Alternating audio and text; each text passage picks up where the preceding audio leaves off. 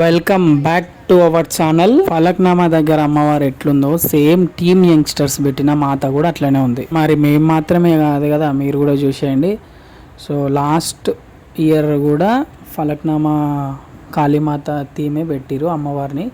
Same టెంపుల్లో ఎట్లయితే ఉంటుందో ఇక్కడ కూడా మాతను అట్లనే నిలబెట్టిరు అనమాట. చుట్టూ మర్రి చెట్టు ఊడలు, డెకరేషను, అమ్మవారు కింద శివుడు అండ్ ఇంకా పుర్రెలు, ఇదంతా అసలు ఎగ్జాక్ట్గా ఫలక్నామా టెంపుల్కి వెళ్తే మనకి ఏదైతే వైబ్ ఆ ఫీల్ వస్తుందో అదే ఫీల్ ఇక్కడ కూడా వస్తుంది. ఇవాళ ఇక్కడ హోమం జరిగింది. సో లేడీస్ అంతా ఇక్కడ కూర్చొని హోమం దగ్గర అండ్ కుంకుమార్చన కూడా అవుతుంది అనమాట. ఎస్పెషలీ మ్యారీడ్ వాళ్ళైతే కంపల్సరీ చేస్తారు. వాళ్ళ హస్బెండ్స్ బాగుండాలని పూజ చేస్తారు. మీరు చూడొచ్చు, గూస్ బంప్స్ వచ్చేస్తాయి చూసే ప్రతి వాళ్ళకి. అండ్ ఈవినింగ్ హారతి పూజ టైంకి వెళ్తే మాత్రం అస్సలు మొత్తం మ్యాడ్ అంటే మ్యాడ్ అయిపోతారు. అంటే ఆ ధూపం అది అంతా వేస్తుంటే ఎంత బాగా అనిపిస్తుంది అంటే అంత బాగా అనిపిస్తుంది. చాలామంది యూట్యూబర్స్, ఇన్ఫ్లుయెన్సర్స్ కూడా ఇక్కడ వీడియోస్ వచ్చి తీసుకొని ప్రమోట్ చేసిరు.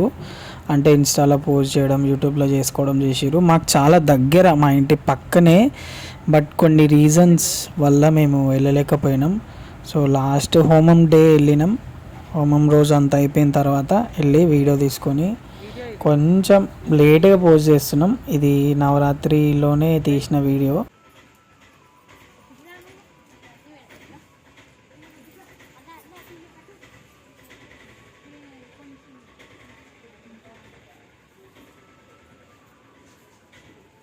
అంతే.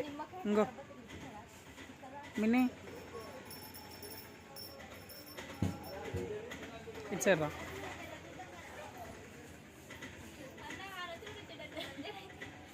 ఇక అక్కడ పూజ అయిపోయిన తర్వాత నెక్స్ట్ సంతోషి మాత టెంపుల్కి వచ్చినాం. సో మా మిన్నీ టెంపుల్లోకి అందరినీ వెల్కమ్ చేస్తుంది.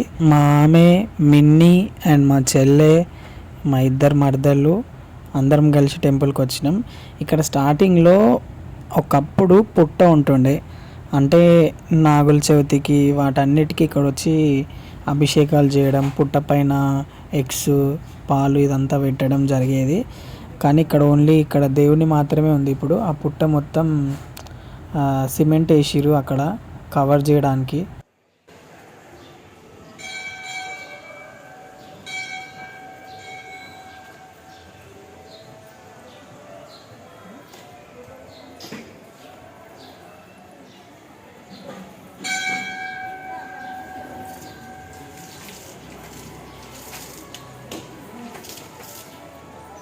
క్రౌడ్ అయితే మామూలుగా లేదు. నవరాత్రి కాబట్టి మోస్ట్లీ దీక్షలు ఉన్నోళ్ళు వాళ్ళంతా ఇక్కడికి వచ్చేసి ఎర్లీ మార్నింగ్ వచ్చి అమ్మవారిని దర్శనం చేసుకొని వెళ్తారు. సో టెంపుల్ లోపలికి వెళ్ళాలంటే ఫస్ట్ ఇక్కడ కాళ్ళు కడుక్కోవాలి. బికాస్ మనం వచ్చే రూట్లు మంచిగా ఉంటాయి, మంచిగా ఉండవు. కాబట్టి నీట్గా కాళ్ళు కడుక్కొని లోపలికి ఎంటర్ అవ్వాలన్నమాట.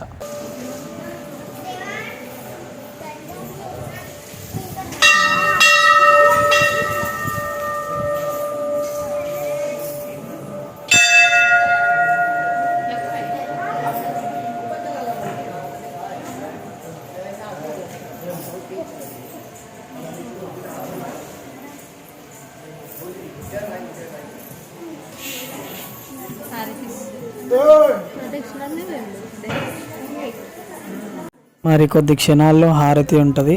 మాతో పాటు హ్యాపీగా మీరు కూడా తీసేసుకోండి.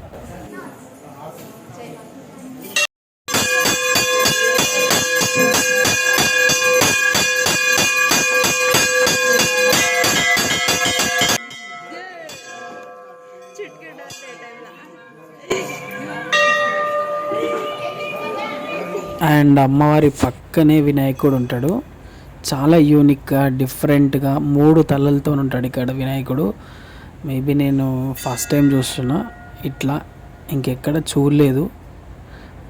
నాకు తెలిసి మీరు కూడా ఎక్కడ చూసి ఉండకపోవచ్చు పెద్దగా.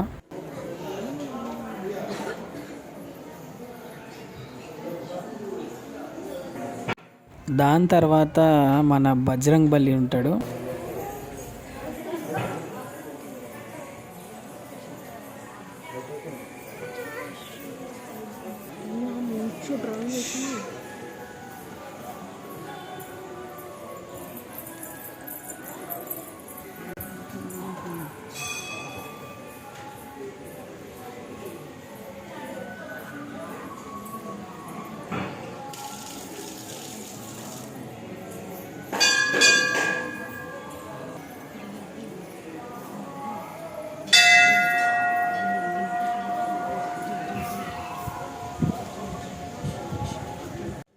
దాని తర్వాత పైకి ఎక్కితే నవగ్రహాలు ఉంటాయి.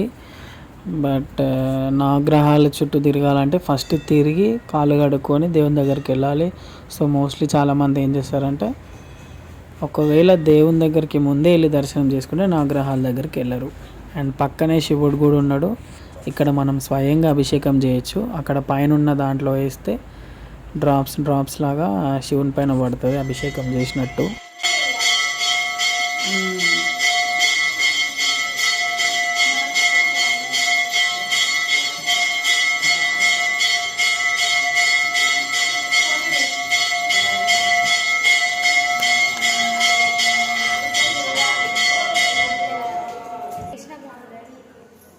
చాలా సర్ప్రైజింగ్గా మీరు ఎక్కడ చూడని శివుణ్ణి చూస్తారు. ఇక్కడ చాలా పెద్దగా ఉంటుంది.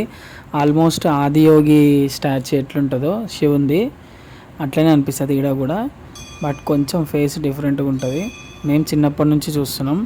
శివుడి పైన ఉన్న కుండ ఉంది కదా, దాంట్లో కాయిన్స్ వేస్తుండే మేము. కాయిన్స్ వేస్తే ఏమన్నా అనుకుంటే అవుతుందని.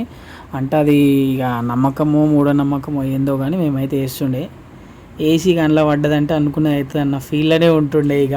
సో ఇదన్నమాట బ్లాగు. దాని తర్వాత మేము మా అత్త వాళ్ళ ఊరికి వెళ్ళిపోయినాం.